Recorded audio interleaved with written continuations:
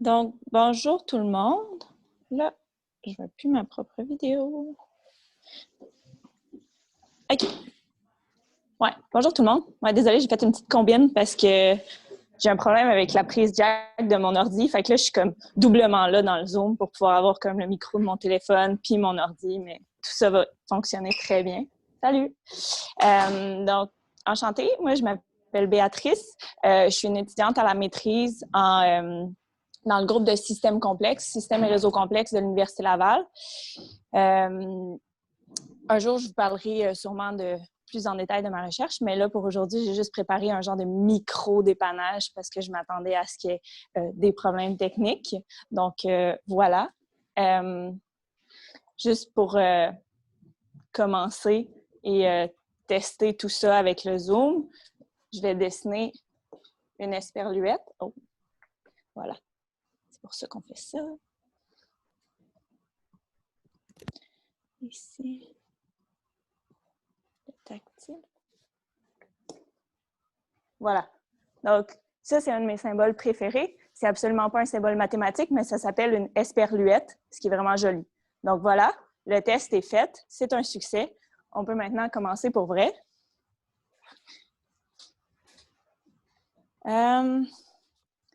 Donc, en physique mathématique, on va souvent parler de ouch, ouch. Il y a des gens dans le... OK, les gens se parlent dans le chat, mais ce n'est pas nécessairement pertinent de ce que j'en comprends, donc je vais le fermer. OK, donc, tout au long de votre bac en GPH ou en physique, vous allez souvent voir le terme linéaire. Vous allez voir des choses linéaires, des choses non linéaires. Avec Daniel, vous avez probablement vu le lien avec les matrices. Moi, je me suis amusée à rappeler la définition mathématique de base de c'est quoi la linéarité. Puis ça me permet d'introduire un petit peu la notation d'ensemble aussi.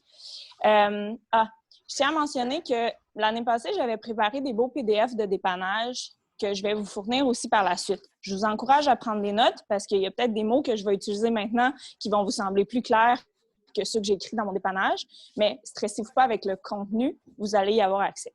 Donc, voilà. Donc, ça, c'est une notation mathématique. C'est pas limitant. Si vous avez jamais vu ça, c'est pas grave. C'est juste que si jamais vous vous retrouvez dans un manuel puis vous voyez cette notation-là, bien au moins, peut-être même que vous l'avez déjà vu au cégep, mais moi, je tiens à la mentionner.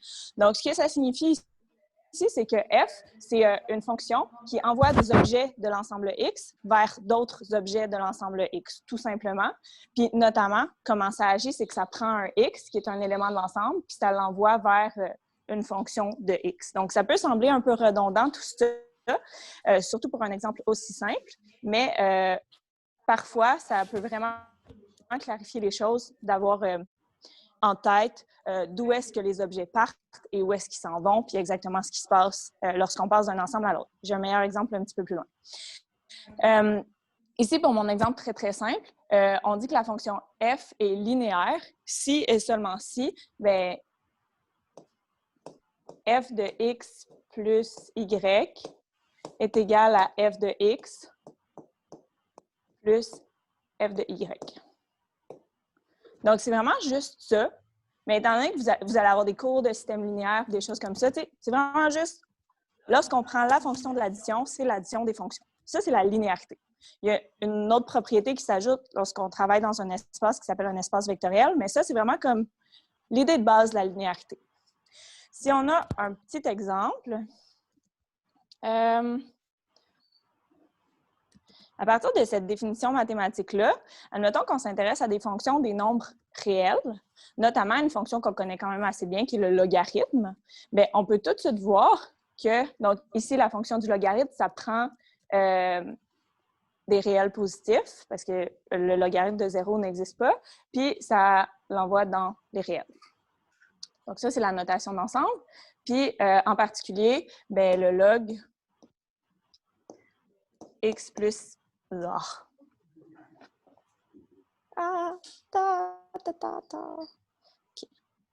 Voilà.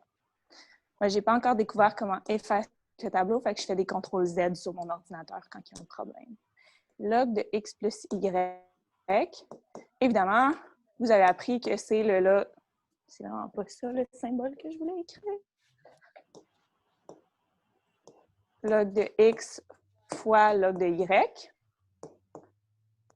C'est bien évidemment pas égal au log de x plus y, log de x plus là.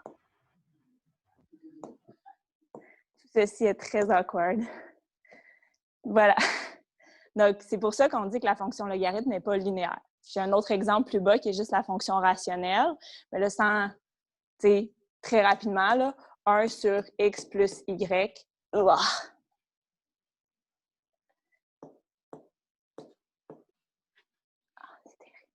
C'est vraiment pas la meilleure application pour écrire, mais à travailler. Hein? C'est le premier dépannage. On va essayer de trouver une meilleure application que ça.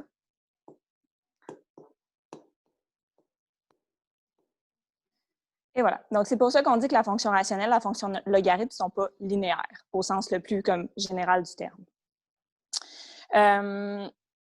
Ensuite, ben, vous connaissez bien évidemment des fonctions linéaires. Donc, ce terme-là, on l'a déjà vu pour décrire le genre de fonction qu'on peut écrire comme y est égal à ax plus b. On peut très facilement vérifier que c'est effectivement linéaire selon la définition que j'ai donnée. Maintenant, si on prend une fonction un petit peu plus élaborée, qu'en est-il d'une fonction qui envoie des éléments de R2 vers des éléments de R3? Donc ici, R2, c'est bien évidemment le plan, donc l'espace euclidien de dimension 2, puis R3, c'est l'espace en 3D.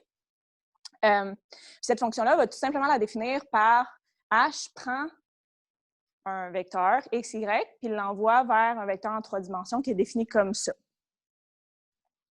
Mais là, encore une fois, on peut tout simplement prendre cette fonction-là de l'addition. Fait que là, on aurait h de x1. Ah, ça va être terrible d'écrire tout ça. Pour la deuxième partie du dépannage, j'ai décidé de juste faire apparaître les choses sur le tableau parce que je peux. Fait que c'est ça. Mais j'ai décidé de quand même tenter ma chance à écrire, tu sais, pour voir comment ça se passe. Pour voir que ça se passe comme un peu carré. Ça roule carré. Voilà. Bref, vous comprenez vraiment l'idée. Donc ici, j'aurais cette fonction-là. J'aurais, bon, y1 plus y2. Bon, je vais tout l'écrire. Donc,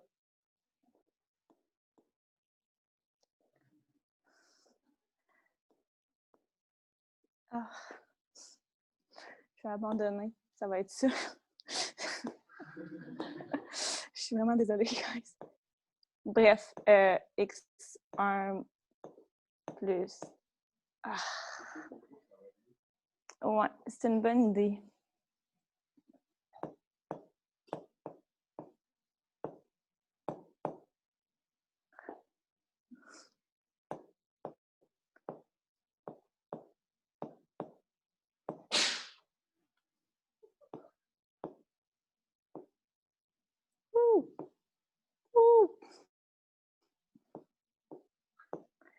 Et voilà, vous avez l'idée, x1 plus x.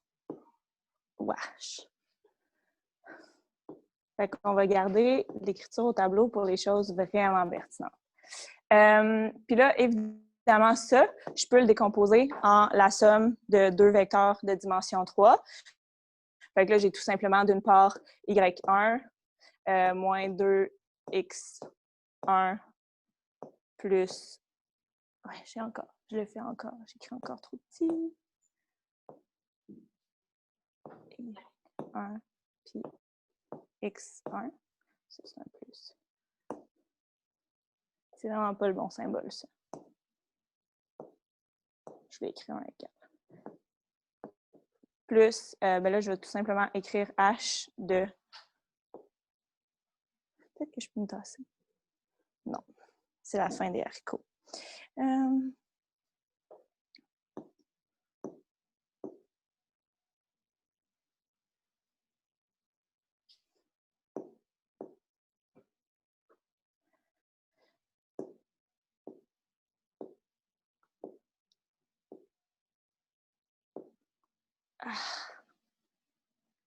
Est-ce que ça a été ça toute votre semaine? Moi, j'ai entendu des histoires de profs qui m'ont dit que ça a été ça pas mal toute la semaine. Wow! Je peux plus! Ça, c'est le truc qui me dit « crie pas, là! » Bon, voilà. Fait que ça, c'est un Y2. Donc, tout simplement, là, je manque de place. C'est écrit vraiment tout croche, mais grosso modo, H de X1 plus X2, Y1 plus Y2, c'est égal à H de X1, X2 plus H de X1, Y1 plus H de X2, Y2. Ce qui est quand même facile à vérifier. Ce qui arrive avec les fonctions linéaires, puis pour les exemples comme y est égal à x plus b, ben, c'est moins intéressant. Mais pour ce genre de fonction-là, ça veut dire qu'on peut la réécrire sous forme de matrice. Donc ça, vous l'avez sûrement vu avec Daniel. Oui, parfait. Donc, on va tout simplement écrire la forme matricielle de cette fonction-là. Donc, si je mets ça ici, est-ce qu'il y a des gens qui seraient partants, qui auraient une intuition sur ce serait quoi la matrice qui correspondrait à cette fonction-là?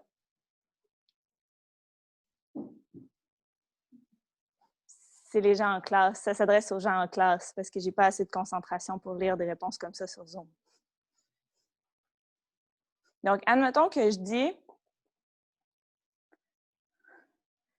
ici, bon, j'ai un vecteur. Ah, d'où j'ai su. Il n'y aura juste pas de bord.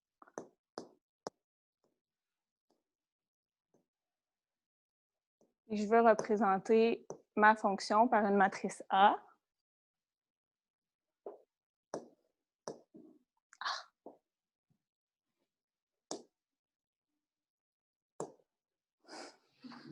Il faut ce qu'il faut. Tel que je réobtiens le système qui est écrit juste là, bien, je vais tout simplement avoir, tu sais, quoi fois, admettons que je mets un, je veux réécrire ça comme étant A, V. Je vais réécrire ça comme étant AV, avec le produit matriciel de base. Fait que là, admettons pour le haut, A fois quoi, quoi fois V va donner juste Y. Bien, évidemment, ça va être 0, 1. Ensuite, pour le deuxième élément, bien, quoi fois mon vecteur V qui est XY va donner moins 2X plus 2Y, tout simplement moins 2, 2. Ce serait vraiment plus clair si on pouvait tout voir. Donc, c'est normal que ce ne soit pas super clair. Et puis, la dernière partie de ma matrice, quoi fois V, qui va me donner juste X, bien, ça va être 1, 0. Là, effectivement, si je fais A,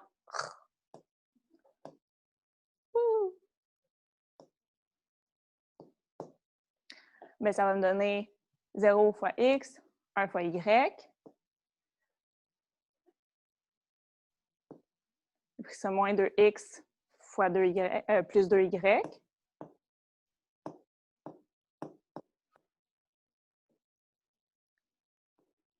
Puis après ça, tout simplement X. Qu'est-ce que je recherche? Voilà. Donc ça, c'est juste un exemple super simple. Comme j'ai dit, je pensais vraiment pas réinventer la roue aujourd'hui. Je m'attendais surtout à avoir des problèmes techniques. Ensuite, on va faire un exemple plus appliqué, donc de à quoi ça peut servir de représenter des équations linéaires sous forme de matrice. Et c'est là que je pense que la torture s'arrête. Ouais, parce que là, j'ai décidé de tout simplement laisser les choses au propre et arrêter de décrire. Donc, je vais partager un autre écran. New share.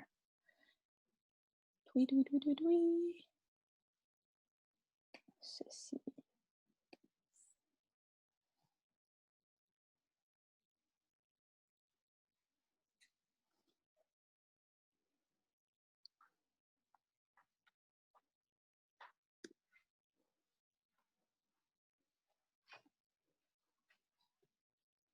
Donc, super. Admettons qu'on a un... Non, suffit. Okay. Admettons qu'on a un problème plus appliqué, où est-ce qu'on a 3 plans qui sont définis par des équations, comme ceci. Tout simplement, donc c'est 3 plans dans R3, fait que l'espace euclidien dimension 3. Un plan, c'est défini par une petite équation comme ça à 4 paramètres, donc un paramètre devant X, un paramètre devant Y, un paramètre devant Z, puis un paramètre qui n'a pas de variable associée. Donc voilà, ces 3 plans-là. Puis, on veut trouver les points d'intersection entre les 3 plans. C'est comme une manière géométrique, tout simplement, de dire qu'on cherche des points X, Y, Z qui satisfont ce système d'équations-là en même temps. On vient de voir que ce genre de système d'équations-là, on peut le reformuler sous une forme matricielle. Fait en écrivant tout simplement la matrice A comme 1, 2, moins 1, moins 27, 2, 1, mais là, on voit, on peut s'imaginer la multiplication matricielle. Donc, effectivement, la première rangée fois le vecteur X, ça va nous donner la première équation en haut. Deuxième rangée fois le vecteur X, ça va nous donner la deuxième équation. Puis troisième rangée fois le vecteur X, la troisième équation. Puis la solution de notre système d'équations, c'est le vecteur Y. La matrice, vous venez de voir, là, je pense que sur Turning Point, vous venez d'avoir un petit quiz sur les matrices augmentées. Donc là, pour commencer notre méthode de solution de Gauss-Jordan, on va tout simplement écrire la matrice augmentée de notre système, qui est la matrice A avec le vecteur de solution Y. Puis, tout simplement procéder avec la méthode de solution en faisant des opérations élémentaires par rangée.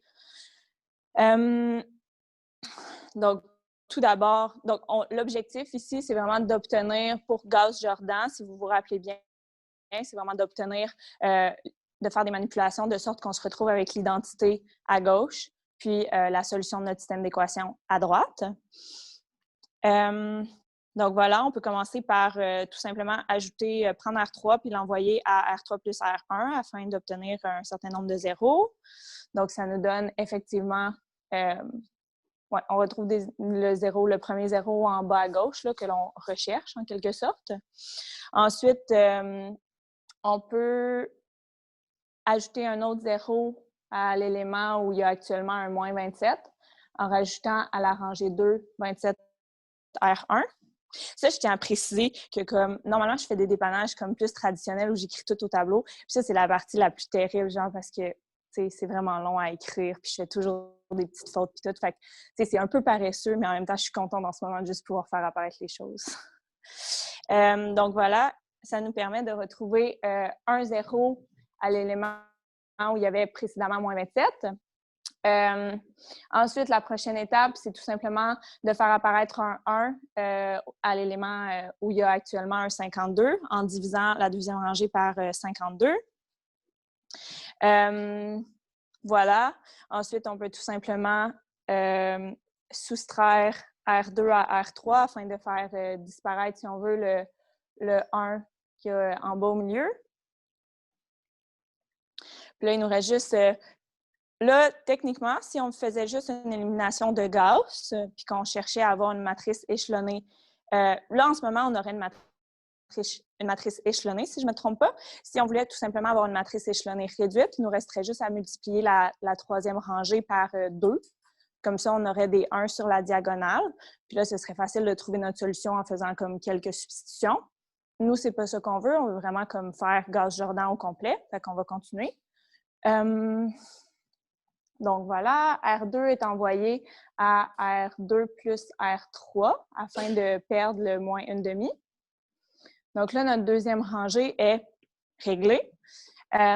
Ensuite, on peut tout simplement, là, comme je mentionnais, multiplier R3 par 2 afin d'obtenir un 1 au dernier élément de la matrice. Puis finalement, il nous reste juste 2 petites opérations à faire pour faire partir le 2 et le moins 1 de notre matrice. Donc, premièrement, soustraire à la première rangée 2 fois la deuxième rangée. Et ensuite, additionner à la première rangée, la rangée 3, de sorte que le moins 1 s'annule avec le 1. Et puis, on obtient finalement ceci. Et en fait, ça veut tout simplement dire que là, pour ce système d'équations-là, qui était décrit par les 3 équations de plan, le fait qu'on obtienne une matrice identité à gauche avec une solution, un point de solution à droite, ça veut dire qu'il y a effectivement juste un point d'intersection entre les 3 plans. Parce que vous pourriez vous imaginer un système un petit peu plus élaboré où est-ce qu'à la place d'avoir juste des chiffres, on pourrait avoir des paramètres qui nous permettraient de bouger nos plans puis d'avoir comme soit une infinité de solutions, soit pas de solution ou juste une solution. Donc, initialement, cet exemple-là, c'était ça. Sauf que là, étant donné que je m'attendais à ce que ça se passe tout croche, mais j'ai décidé de le simplifier. Mais par exemple, à la place du moins 27, on pourrait avoir tout simplement un A qui peut prendre n'importe quelle valeur. Puis là, ça permettrait justement d'explorer c'est quoi toutes les solutions possibles en termes de nos paramètres. Mais là, pour l'instant, il y a juste une solution, puis c'est un point d'intersection. À x est égal à 0, y est égal à 3, puis z est égal à 6. Donc, voilà. Si vous voulez, parce que là, il est vraiment tôt, ça a vraiment été plus rapide que je pensais. Je pourrais... Daniel, est-ce que tu avais prévu donner cet exemple en devoir, le plus général avec ABC? OK, c'est bon. Parce que là, on aurait le temps, fait que je pourrais vous montrer le cas plus général. Est-ce que ça vous intéresserait? OK, parfait, on va faire ça. Il n'est pas sous forme de beamer, puis je vais vraiment pas tout l'écrire sur le tableau interactif, mais je vais vous montrer justement le genre de document PDF que je produis pour accompagner les dépannages. Ça va vous donner une idée aussi du matériel que je vous fournis.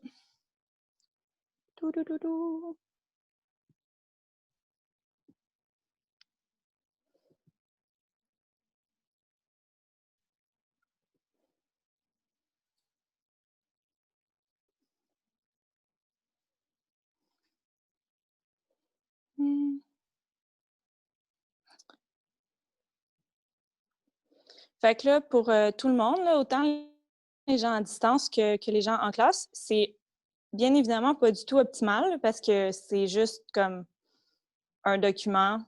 Il y a beaucoup trop de texte, donc c'est pas idéal, mais ça va vous donner une idée de la méthode de solution quand même.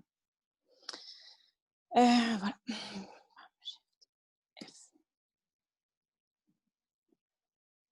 Donc, c'est ce genre de document-là que je fournis, là, juste, c'est le dépannage, puis non, on ne fait pas ça. OK, on va canceller ça.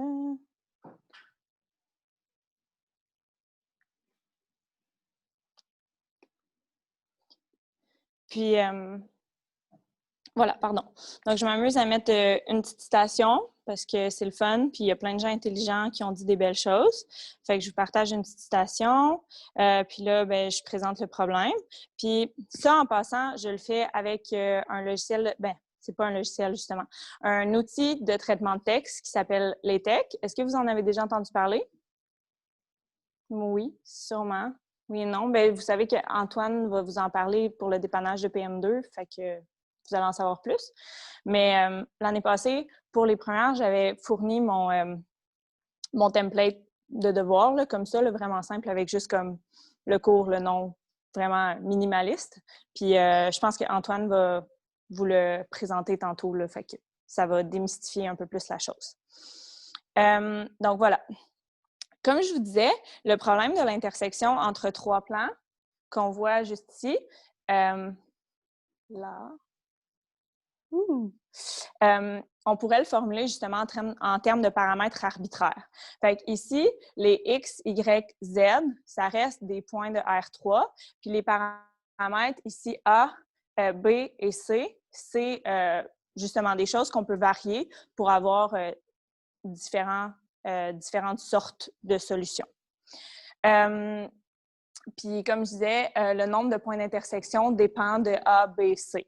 Tantôt, on a vu qu'avec A est égal à 27, B est égal à 1, puis C est égal à 3. On a juste un point d'intersection entre les trois plans.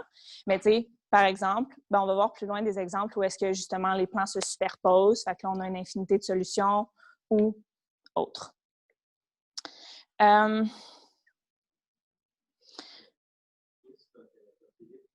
Ouais.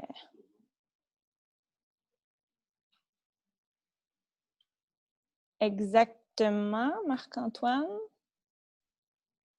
Philippe, il y a une question sur Zoom. Ah, OK. Est-ce que tu veux te démuter pour la poser à voix haute? Philippe, Ouais, est-ce que ça tu me peux dérange poser pas. ta question, s'il te plaît? Tu as la main levée, en tout cas. Ouais, exactement, c'est ça, j'attendais tantôt un peu. Mais juste savoir, j'ai vu votre comment vous avez arrivé à la réponse, mais vous avez fait une étape à la fois. C'est juste pour le rendre clair, on a le droit, exemple, de faire plusieurs changements en même temps, si on l'écrit. Il n'y a pas de problème si tu fais plusieurs changements en même temps. Faut juste que Répète la question. Ah, OK, oui, pardon. Philippe demandait si, tu sais, moi, j'ai vraiment fait juste une étape à la fois là, pour mes manipulations de rangées puis de colonnes. Ça dépend du correcteur toujours, là, puis Daniel va pouvoir me corriger, mais moi, personnellement, j'aurais pas de problème à faire 2 étapes en même temps, mais il faut juste pas que ça interfère. Tu sais, tu viens pas, si tu viens faire R3 est envoyé, la rangée 3 est envoyée à la rangée 3 plus R1, puis là, tu multiplies la rangée 2 par 8, c'est correct, ça n'interfère pas, il n'y a pas de logique qui est brisée. Là. Sauf que si tu fais une manipulation à l'aide de R1, puis après ça, tu viens changer R1, là, c'est peut-être un petit peu plus difficile à suivre pour la personne qui va corriger / vous-même. Donc, c'est peut-être mieux de... Tu sais, moi, quand je l'ai fait à la main pour préparer le dépannage, je faisais 2 manipulations à la fois, puis c'est correct, mais il ne faut juste pas que ça, justement, que ça interfère. Merci beaucoup. Est-ce que ça répond à ta question, Philippe? Oui. Malade. Voilà. Donc, la première étape que moi, je faisais là, dans le petit PDF que je vais vous envoyer, c'est d'inspecter les équations de plan, juste pour essayer de développer une intuition sur qu'est-ce que les paramètres vont bien vouloir nous dire éventuellement. C'est ça qui est écrit juste ici. Si, premièrement, A est égal à 1, tout simplement, on observe ici, dans ces équations-là, on observe que le plan 2 va tout simplement être l'inverse. Ça va être moins le plan 1. Donc, évidemment, en multipliant juste par moins 1 de part et d'autre, on obtient exactement la même équation. C'est-à-dire que si A est égal à 1, bien là, nos 2 plans sont simplement le même plan. Les 2 équations décrivent exactement le même plan. Donc, on s'attend à ce qu'il y ait des choses qui se passent. C'est quand on va faire Gauss-Jordan, on s'attend à ce qu'il y ait des choses qui se passent en lien avec A est égal à 1. Voilà, donc c'est ce que je dis, là, les 2 plans sont superposés si A est égal à 1. Ensuite, si on prend B est égal à 2, bien, on a aussi que le plan 3 va être parallèle aux 2 autres, avec A est égal à 1 et B est égal à 2. Puis, voilà. Mais tu sais, ça, je fais juste vous le dire, juste pour vous donner une idée. C'est normal que, en voyant des équations, vous ne trouviez pas cette intuition-là instantanément, mais c'est juste intéressant de le voir parce que ça va nous permettre de mieux comprendre ce qui se passe ensuite. Voilà. Donc, encore une fois, le point X, Y, Z appartient à l'intersection des 3 plans s'il est solution à ce système d'équations-là. On écrit la matrice augmentée du système. Ah, mon petit commentaire, c'est vraiment drôle, ça, parce que j'ai écrit une note de bas de page pour dire, regardez, que c'est important d'intégrer la ponctuation quand on intègre des équations en LaTeX. Fait que vraiment, tu sais, si votre phrase se termine avec l'équation, il faut mettre un point, sinon, il faut mettre une virgule, puis tout. Mais à l'endroit où j'ai mis ma note de bas de page, j'ai fait une erreur, genre, j'ai terminé une phrase avec une virgule. J'ai remarqué ça hier, j'ai comme, shame on me. OK. Voilà. Donc, voilà. On peut résoudre le système d'équations à l'aide d'opérations élémentaires sur les rangées, encore une fois. C'est vraiment la même chose que ce qu'on a fait plus tôt, c'est juste qu'on va obtenir des expressions qui dépendent de A, B et C. Donc, pour commencer, mettons qu'on prend notre système, notre matrice augmentée, on va tout simplement commencer par ajouter R3 à R1, comme on avait fait tantôt, ce qui fait apparaître des zéros. Ensuite, pour éliminer le moins A, on va tout simplement rajouter à R2 A fois R1. Là, ensuite, pour la prochaine étape, on va faire une division. Mais là, le paragraphe, là, ce que je viens de dire, c'est juste, pour la prochaine étape, on va éventuellement diviser par quelque chose qui est A moins 1. Fait que, évidemment, il faut traiter le cas si A est égal à 1 autrement, parce que ce cas-là n'est pas inclus dans notre solution, parce qu'on ne peut pas diviser par 0. Ce n'est pas permis. Fait que, donc, c'est un peu ça que je dis, là. Je viens juste dire que si...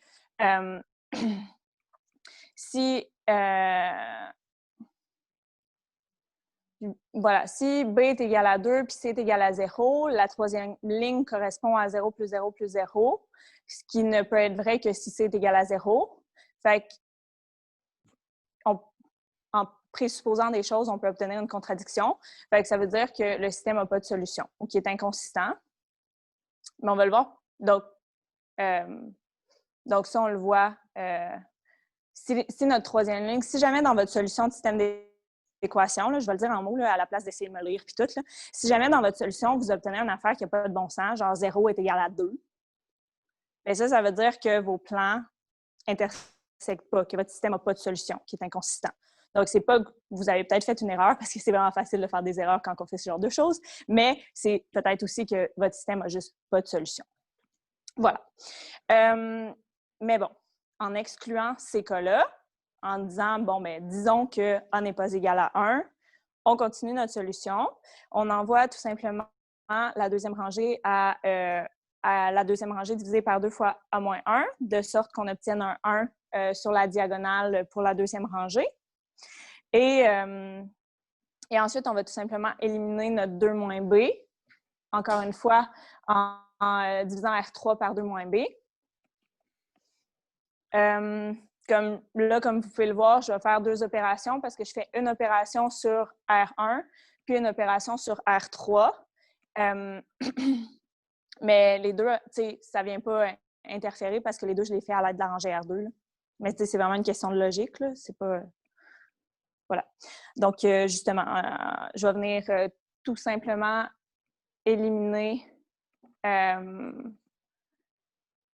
J'ai fait beaucoup d'opérations en même temps. Ah non, c'est pas si pire. Non. Fait que là, je vais tout simplement venir soustraire 2 fois R2 à R1 pour obtenir 2 zéros. Puis R3 soustraire la rangée 2 afin d'obtenir encore une fois un 0 à la position 3, 2. Puis finalement, ma dernière opération, c'est tout simplement pour mettre des 1 sur la diagonale de la rangée 3, puis rajouter justement. Donc là, vous voyez un excellent exemple de choses qui ne sont pas nécessairement logiques parce que je fais R2 est envoyé à R2 plus R3, mais là, après ça, je viens modifier R3. Fait que ça, idéalement, il aurait fallu le mettre en 2 étapes différentes, dans mon monde à moi, qui n'est pas celle-là, mais en tout cas, bref. Donc, est-ce que pour cette méthode, tu sais, tout ce qui se passe ici, là, chaque étape que je fais, à part, mettons, les 2 dernières qui devraient être distinctes, est-ce que c'est quand même clair? Est-ce que vous avez des questions par rapport à ça? Parce que c'est ça. A priori, on peut regarder le système et se dire « Ah, il y a des ABC, qu'est-ce que je fais? » Mais finalement, c'est exactement les mêmes choses que si c'était des chiffres. Dans le Zoom, est-ce qu'il y a des questions? Parfait. Donc, voilà. Puis là, tout simplement, c'est ça. Là, la dernière étape, vu qu'on a complété la résolution de Gauss-Jordan, bien, on voit que le point, là où les points d'intersection recherchés, le point d'intersection recherché, en fait, dans ce cas-là, c'est 0, C sur 2 moins B, puis 2C sur 2 moins B. Donc, voilà. C'est déjà terminé.